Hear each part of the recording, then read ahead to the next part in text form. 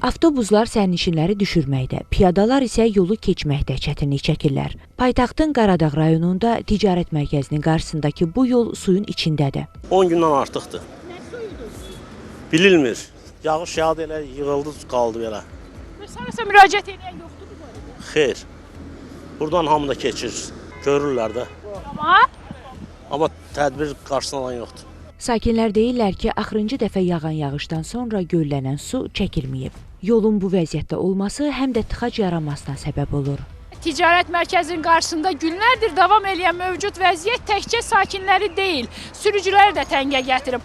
Onlar artıq məsələ barədə tədbir görülməsini istəyirlər. Hər yağış yağanda belə olur. Cəmaət əziyyət çəkir, aşnafkaya girənmirik. Millətin üst başısı olur. Avtobus sürücüləri deyirlər ki, uşaqlı qadınları, yaşlı sərnişinləri yolun ortasında düşürməyə məcbur oluruq. 10 gün olar belə. Sizə də çətinlik yaradır? Bəli, yaradır. Dayanacağa girib çıxa bilmirik. Sərnişinlər çətinlik çəkir. Yaxşı olardı ki, düzəldərdilər, bərpa eləyərdilər. Su əlindən tərpənmək olmur. Hardan gəlir, hara gedir, bu su bilməmək olmur. Dayanacaq gör, hardadır, mən harada boşaldıram. Burada hadisə olsa kim cavab verəcək? Buradan da maşınlar vurur, adlı gedir oradan bazarın içine. İri şəhərlərin Birləşmiş Su Təchizatı xidmətindən Xəzər xəbərə bildirildi ki, sözü gedən ünvanda su yığılmasının qarşısının alınması istiqamətində əraziyə xidmətin mütəxəssisləri və rəhbər nümayəndələri tərəfindən baxış keçirilib.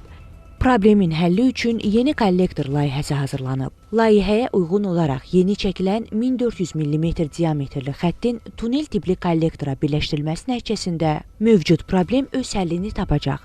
Hazırda bu istiqamətdə işlər davam etdirilir. Nigar Polad, Ramil İbrahimov, Aytən Fehruz, Xəzər xəbər.